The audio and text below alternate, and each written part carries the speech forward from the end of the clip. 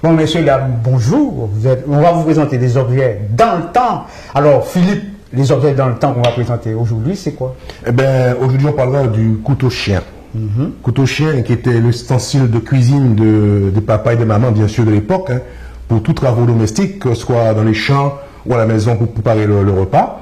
Et ce couteau était uniquement vendu aux Antilles françaises. Donc, il venait de la métropolitaine, comme beaucoup d'autres objets ou d'aliments. Alors, sur ce couteau, il y avait un chien. C'est pourquoi il a gardé le nom de couteau chien. Et le manche était aussi, je dirais, en inox. Et puis, il y avait deux petits clous.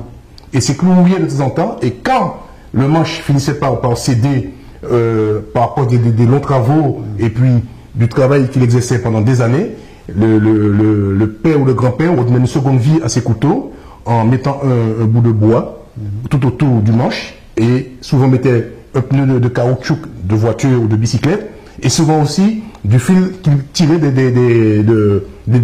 fils électriques pour pouvoir enrouler et maintenir en place ce manche. Oui, tout à fait. Et là, maintenant, ils arrivent à les faire de cette façon qui est en plastique, parce qu'il faut dire que c'est plus conforme, je pense, pour s'en servir. Mais il y a toujours le chien, hein, il faut bien préciser. Mais disons que plus conforme, c'est un bien grand mot, je pense que c'était l'économie.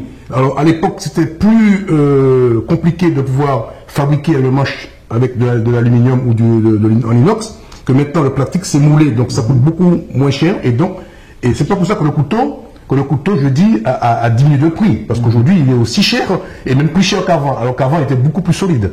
Mais là, j'arrive à les voir avec un manche. Déjà, avec mon papy et ma mamie, c'était un manche en bois, comme tu disais tout à l'heure. Ça, déjà là, c'est plus pour la question de modernité. Moi, je trouve que, au lieu de prendre celui-là, je vais prendre celui-là. Ça, c'est clair et net.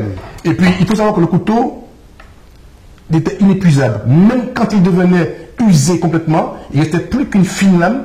Les gens l'utilisaient pour voir, comme on disait souvent, servir pour casser la glace, ou souvent aussi pour pouvoir abattre les animaux. Le boucher souvent l'utilisait aussi, ou aussi pour pouvoir servir de tournevis. Donc, le couteau chien était un instrument vraiment utilisé par la famille qui servait à toute occasion. Important. Mais peut-être aussi, on peut dire aussi le mot chien qui traîne partout et il sert à tout. Et peut-être c'est pour ça aussi qu'on a donné ce nom-là. Le couteau chien.